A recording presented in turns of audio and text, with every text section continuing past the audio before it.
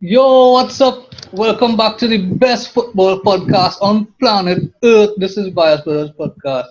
I am Dave, and we have Ramia, Jomo, Jadiel, Randy, and Mubarak in the house today. What's going on, fellas? I have 3 points in the bag, so it's been a good weekend. Well, we'll I have cover three that points in to make. I have I have Marcus Alonso possibly not playing for Chelsea again, so it's a good weekend. I love that. I love that. Well, it's been the most bizarre weekend in the Premier League. You see things that we never see before, Bucks. and it Like was Alonso running on ice. and it was crazy. See, man, you win. You haven't seen that in a while. We haven't seen her in a while. And yeah, even more bizarre to get penalty after the game then. Just kidding. Just kidding. Well, now that we're done with the Randy- formalities, let me start Randy the show.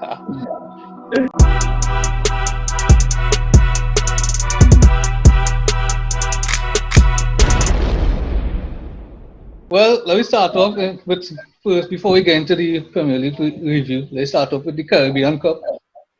We had Chelsea of Barbados against Tottenham from US Virgin Islands. And the US Virgin Islands beating Barbados on penalties. Caribbean Cup. Yeah. We're going to, well, say we had to say about Ramul Bar. Boy. Well, to be fair, Chelsea was the better team overall in 90 minutes. Um, they had a few moments with Mason Mount and Werner when he was 2-on-1. Although I must say I can't remember the defender name at the moment, but he had closed on the passing lane really well, and it had a much easier pass than it actually was. And then the game went to penalties, and as you all know, although penalties is somewhat a gamble, and what was astonishing is that almost every player went to the right of the goalkeeper. Besides, it was what Harry Kane. But yeah, but The thing is, Mount confidence is going to be dented after that. So it's just not necessarily because last year after Tammy Abraham missed his penalty in the UEFA Super Cup, he went on a nice little run of form in a purple patch, and he was doing pretty well. well, true. So But players react to things differently too. yeah, Yeah. that also yeah. I don't think the game was important enough for him to really go home and have it on his mind for the next week and 2 weeks. Like, as I said before, is the Caribbean Cup.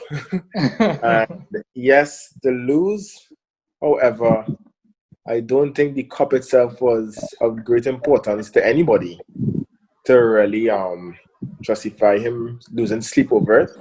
Although Tottenham players seem to react and celebrate like, the Well, win I came in. was actually now about to say that You Carabao know, Cup more important to them than us. that what I can Because that's say. probably the only trophy that they can fight for. Yeah, I see Spurs jumping up and celebrating, and I was very excited to see that people so happy for quarterfinal position. Yeah. But Nah. Scarlett, you could elaborate what are trophies that you think Chelsea in contention for? Because I say Well, I mean, as I said since the first day, Chelsea are title contenders. We are going to contend for the that's what league. you said. You said Chelsea is winning the league. Well, okay, I'll stick to my word. Chelsea are winning the league. I'll stick Two to my games word. in and you change your mind already. Chelsea are winning the league. Full stop. And also, as I said on the first podcast too, we win the league, Champions League quarterfinals, and FA Cup. No, FA Cup belong to the one and only Arsenal. Oh gosh, let me get something there. You'll get Europa League. Here. Take Europa League, yeah. But let me go into Premier League now. The most bizarre weekend ever, I would say. Let me start with Brighton and United. I was saying it's a penalty. What is that? Brighton United Oh, the with Mope? Harry Maguire against Neil Mope. Yeah, it's definitely a penalty. But Yeah. as I was saying, the most bizarre thing is that I- we never saw a team win a game after the game before. That's what I was saying. I mean, it is a penalty, but again, as you say, I felt it's a little bit of nonsense that the referee could blow the whistle. Honestly, if I was the other team, I was leaving the field. Like I wasn't going to stand up for No, but no penalty. it is the law though. I hear 3 whistles. That's the last thing I heard referee, and I am going. I am back in the tunnel. I'm back in the dressing room. I heard 3 whistles. That's my justification there. I taking my point, take me to court afterwards. But it is the law. The referee could call him up. Yeah, but Yeah. I feel that's tough, man. It's a very tough situation. I And will, Chris, I will you're read. right. I will read law 12 player, right? If at the end of the half the referee leaves the field of play to go to the referee review area or to instruct the players to return to the field, this does not prevent a decision being changed for an incident which occurred before the half. Yeah, So, and I read the rule somewhere too, and I'm not saying that the rule is incorrect. You know, I'm not saying like that's the situation. I'm saying that it it should be there. just harsh now, way. That's harsh. Well, the rule didn't exist before VAR, so So, Yeah. but I mean, whatever. Like, once it happened to us now, I don't really care no more. This whole VAR thing is a mad scene. Period. but on the Man United 4 game, 5 shots conceded against the bar. Brighton could have won 6-7. Yeah, I'm not gonna disagree with that. I mean, sometimes you see games like this. This is where you take the 3 points and you go your way because it was a terrible performance. It was poor considering the gaps of quality between the two teams. You know, you'd expect. And the thing is, in the first half too, Manchester United was horrible. Like the pressing, the players was just standing up, walking around. There's no kind of desire or any kind of thing to actually score a goal. Brighton looked really good. Brighton played some attractive football. This guy was his name, March for Brighton. He was a constant threat. Lamptey And the again as penalty, usual. Lamptey looked very good on the right. Lamptey suspect Bayern Munich interested in Lamptey. Yeah, see that today. Yeah, and well, they got the penalty early on, and it was a wake up call for United. But horrible performance, 3 points, and the penalty decision. Well, it was a penalty, It was a right? penalty, yeah. It was a penalty and a natural position, right? And prevent a goal scoring opportunity. But the referee should not have blown his whistle because that was an attacking phase of the game, right? It was an attacking Yeah, phase of and Manchester United. yeah. And it still had a chance. They still had a chance to find that final goal. He should not have blown the whistle there. Yeah, But he get a little whistle happy there. to be honest, I think Manchester United, yeah, we dodged a bullet in that game for sure. But 3 points is 3 points, and we'll take it. But we have to improve. We have to improve quickly. Ramia, last episode you say United are clutch players. Bruno come up clutch player. Well, I said we didn't have a clutch player until Bruno arrived in January. That was the quote. That was the quote. But again, I will take the 3 points. It's good to be on the scoreboard finally. It would have been hard to be 9 points behind, 6 points behind so early in the season. But again, I have to agree with Randy. It was just a lackluster performance. These men had Sully Marsh looking like, is it Sully? Is Sully his Yeah, first name? Sully March, yeah. These men had Sully Marsh looking like prime gigs or something on that left wing. Cutting, making crosses, receiving the ball 10 out of 10 times, making big switches from the wing.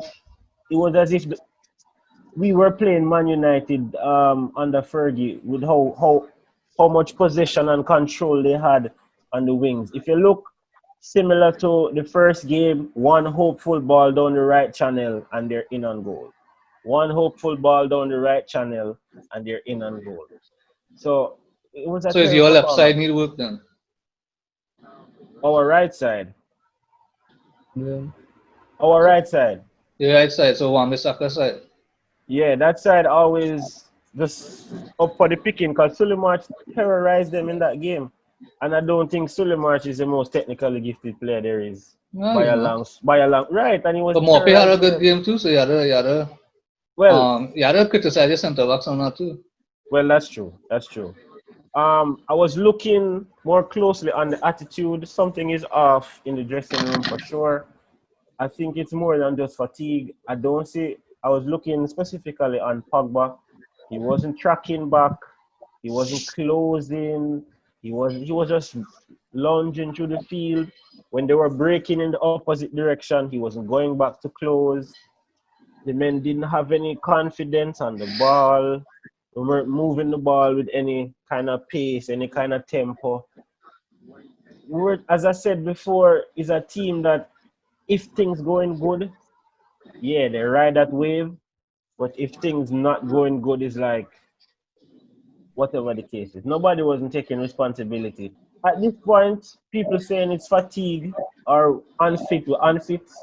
But I don't know. I think there's something wrong with the attitude from the players. Because if you're not good, we can blame your technique. But if the attitude is wrong, then I don't know what to do about that. Because the aim of a football game is supposed to come out and represent the club to win. We weren't doing nothing with no winning attitude. As I said, the men barely tracking back. Every time Marshall gets tumbled over, him appealing endlessly for a foul. Just get up and get on with the game. Get up and get on with the game. Rashford was out of it until he scored. I don't know. I don't know why we never started Van de Beek. Yeah, true. I don't know why Van de Beek was on the bench. I don't know. I think that was like something I always love for in the team is that, as Ramia said, that you might not always got like a Messi or a Ronaldo in your team, but the work ethic and the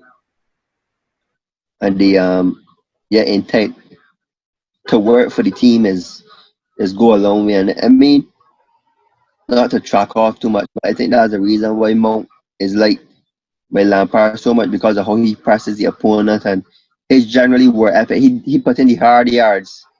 Yeah, he does the mileage in the team. Yeah. So I think And that would keep Willian in Chelsea team for the past 3-4 years. correct. Don't mind William would take a corner and kick And the can't ball beat the first man, yeah.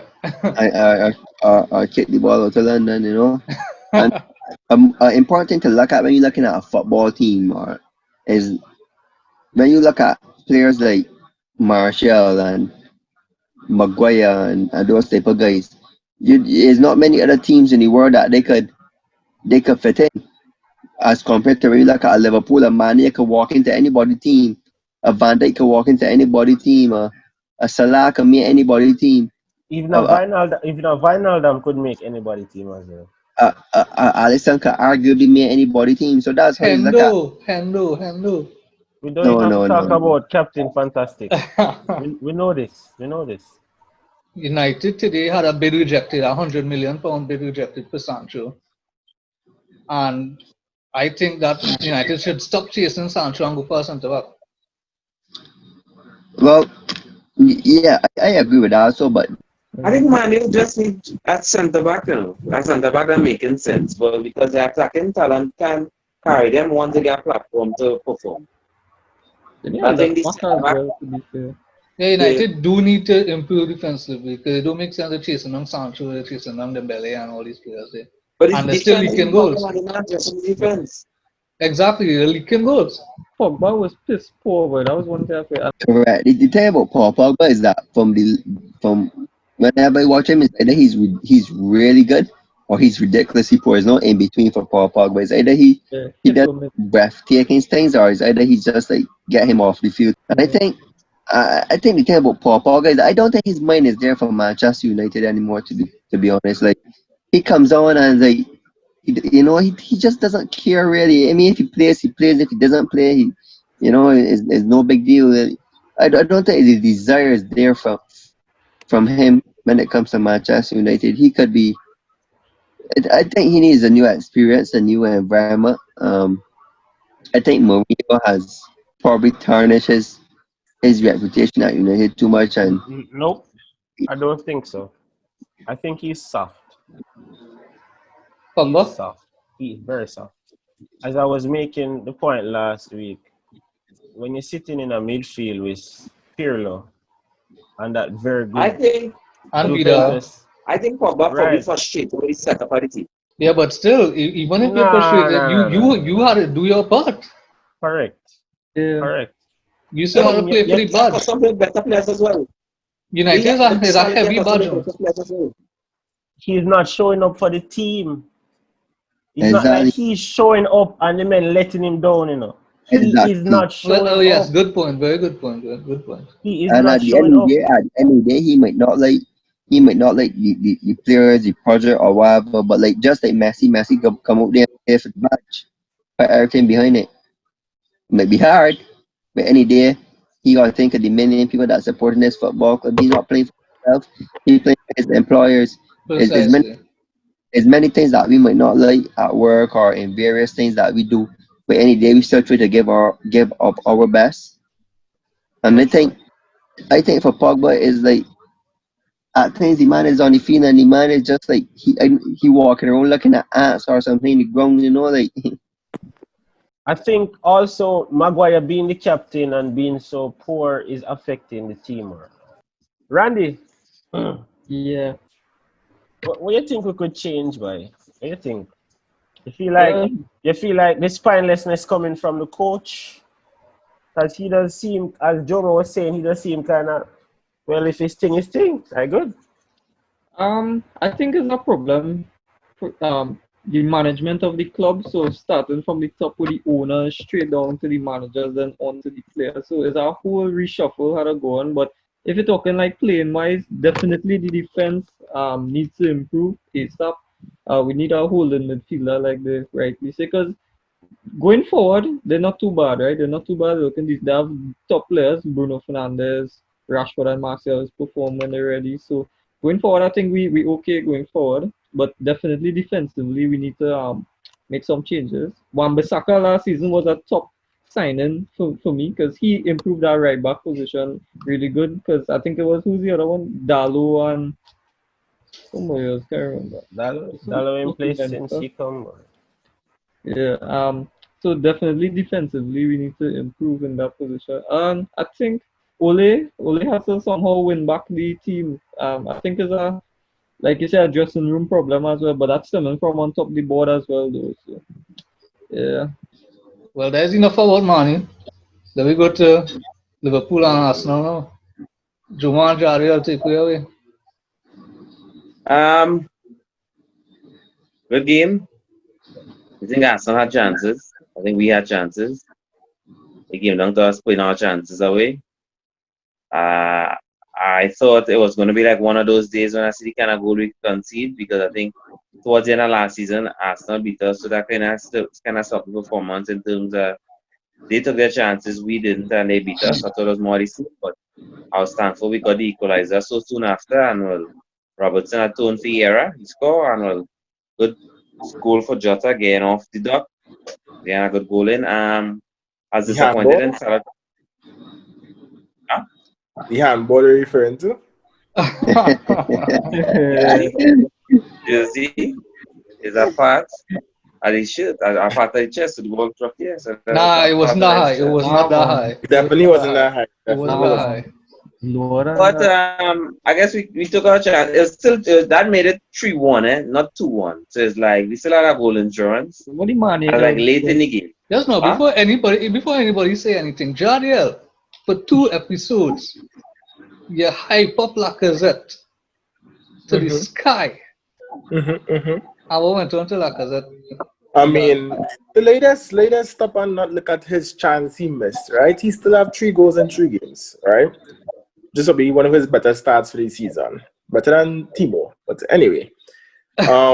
Yes, he missed what he should have scored. I completely agree.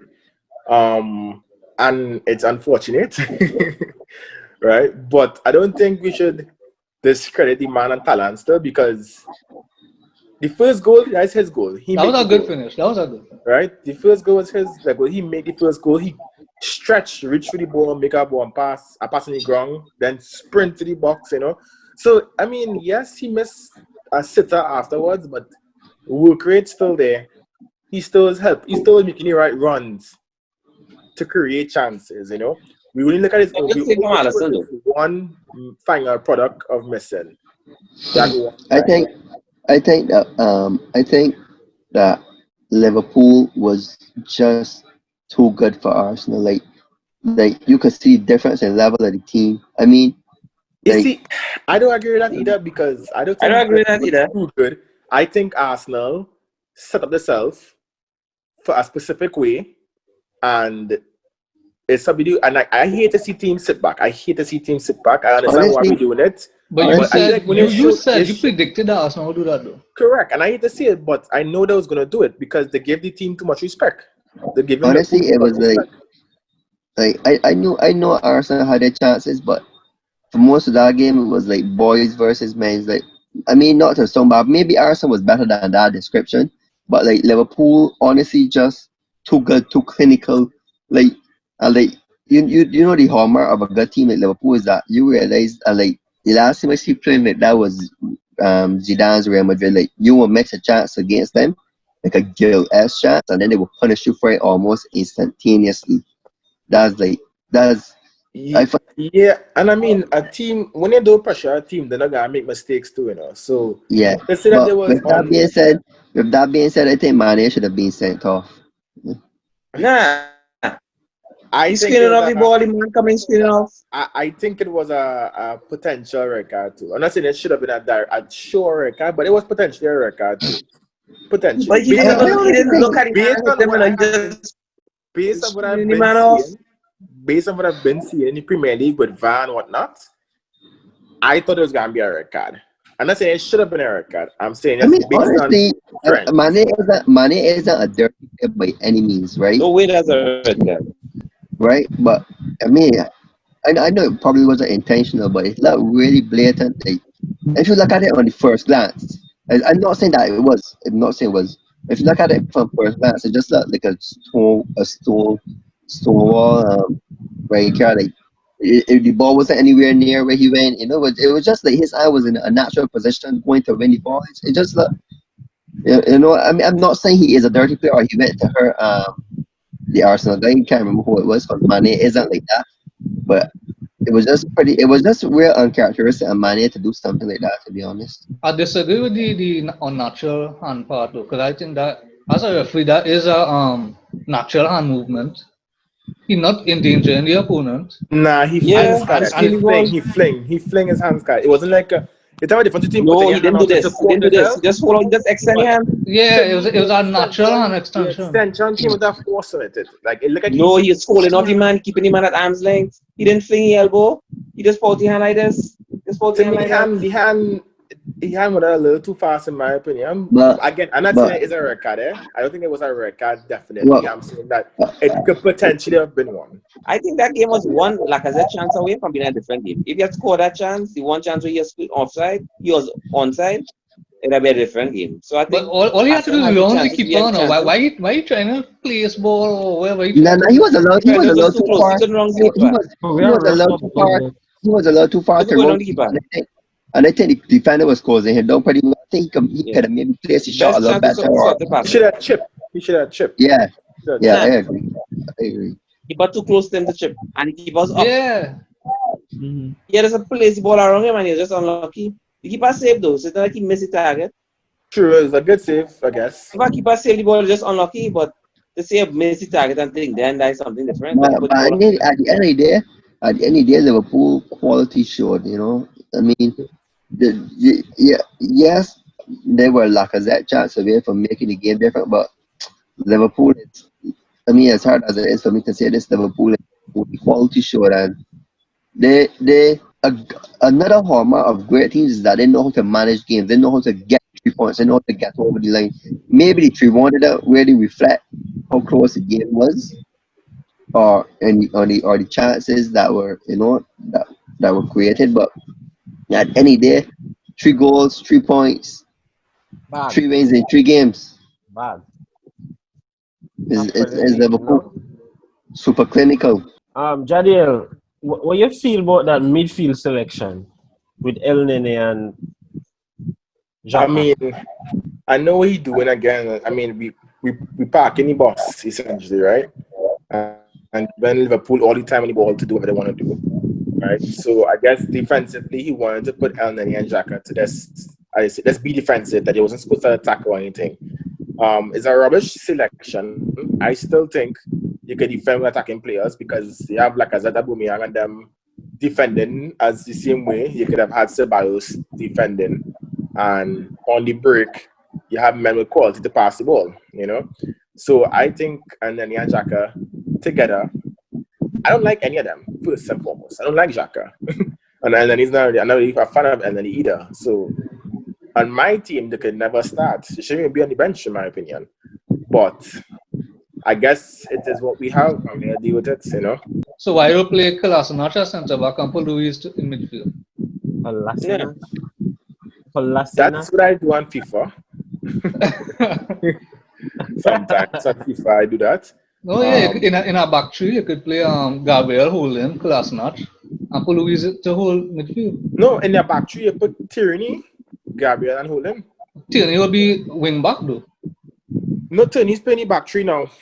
He's been playing back three. I don't think he'll be efficient in a back three. He's better to be I think wing back. his last 3 games for us now was in his back three.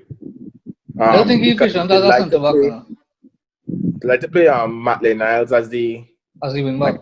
Or Saka as the left wing back. It makes sense, but I think Tierney at centre back just wasting his talent, wasting. Of course. Yeah. I feel like Liverpool had us under pressure, and we did not have Liverpool under any pressure in terms of every back pass, every ball from the back, the front three jamming us, right?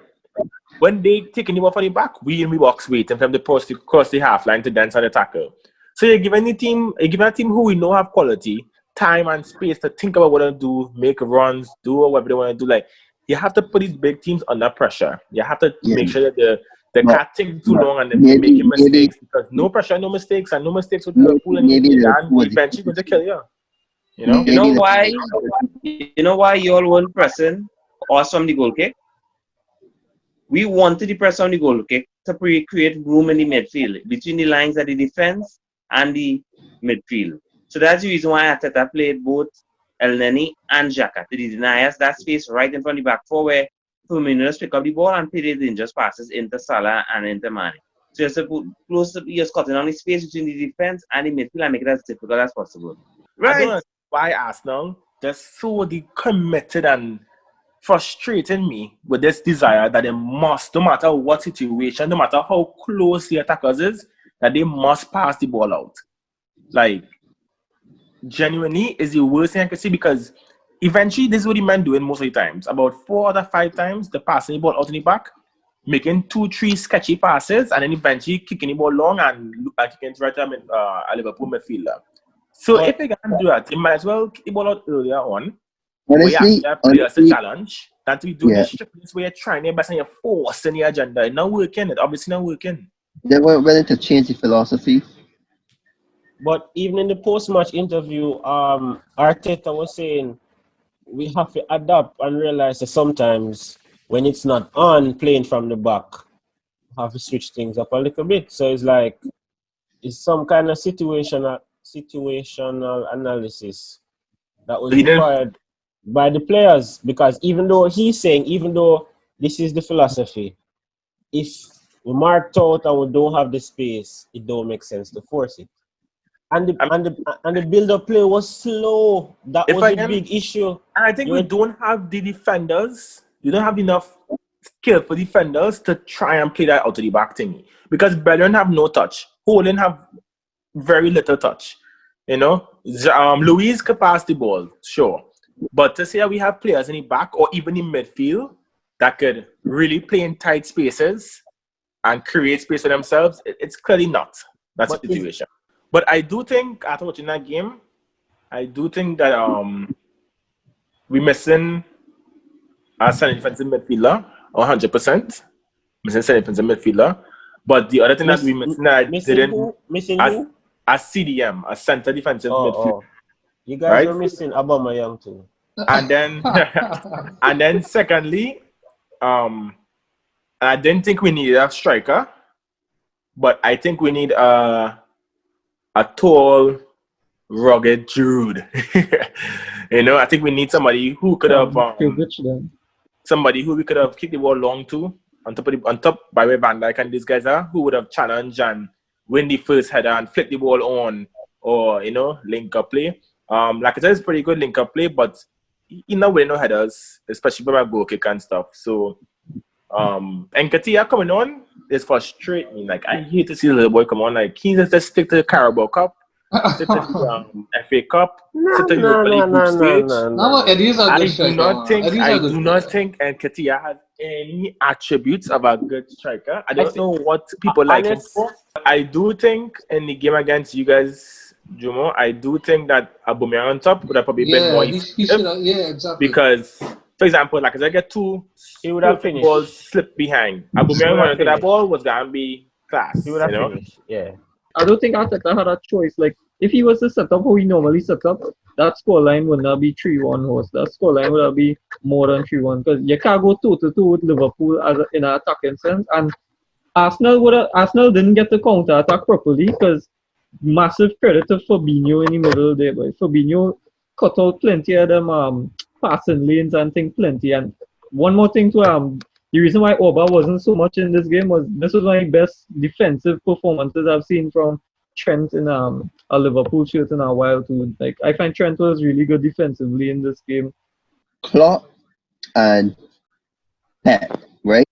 They are the two best teams in the league and arguably two best managers, and they got way more money to spend. They got way more time. Liverpool And got plenty money to spend. wait, well, he spent well in comparison to Frank Lampard, right? And it's like people want Frank Lampard to get instantaneous results. And on top of that, those two guys are way better managers, are way more experienced managers than Frank Lampard. So that's what I was saying earlier before the show actually started when we had just logged on, is that people should show Frank patience. Watch how much Klopp spent over the year, and Exactly. Klopp didn't win a league Or, on his first season or his second season. No, it's Klopp a was exactly. given time. no. Wait, Or, wait, wait, wait, or was even near to winning the league wait, wait, wait, wait, wait, besides 3 seasons ago. wait. I don't feel like it's the fact that um they want instantaneous results. Is the fact that everybody hyping up Frank. So people are saying, wait, hold on. Same thing with the typical English player. He scored 2 goals and he's going to be the next best thing. Frank came in, he started doing the business, started out kind of shaky with the first game with United, rally back and was doing some good bits.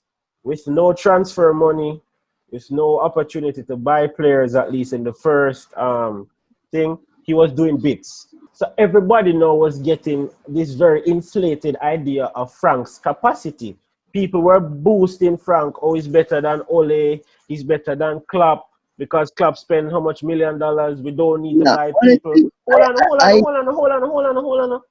We are going with the youth project, the youth reformation. This was all Chelsea's propaganda and Chelsea fans' propaganda. So nobody put pressure on Frank Lampard except you guys who are inflating his abilities. So now that he has spent money, people are saying this is the guy you have inflated as the greatest to ever do it, or one of the greatest to ever do it. He now has bought 8 players, almost a new team. What is he doing? That's well, eating up. That's eating up I can. because Oh, without buying players, he was lauded as the greatest thing. Now he has players. People are just eager to see what he's going to do. I He needs time. But it's the people them on the English media who are yeah, hyping up Frank correct. is putting the pressure on Frank. And generally speaking, when you spend a lot, when you make a overhaul like that, you even have 10 times more limelight on you. And don't let's try to remember here, Pulisic, who's arguably his best winger, hasn't played a game yet. Ziyech, who's arguably a great With the creative ginger.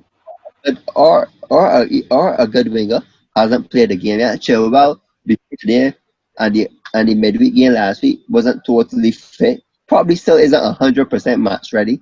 So he had goalkeeping issues, which we know. I think Lampard needs time. Lampard probably doesn't even have the experience to have a team like this gel. He probably don't even know his best starting 11. Well, I know everybody had a goal, so it was nice, fellas. It was nice. It Yeah, was, it man. was. I think Bielsa is a top class tactician. He's a fine detail man. He reminds me of David Moyes. Oh, come on. No, stop it. Yeah, I gone later. Yeah, it was nice, fellas. We'll see you guys next weekend. Hey, Yeah. Ramia has always done the scene, yes? Ever since. Yeah, fellas. Yeah, Yeah, yeah. fam. Take it easy, man. Vibes later. Next week Yeah. again. Yeah, yeah. Easy.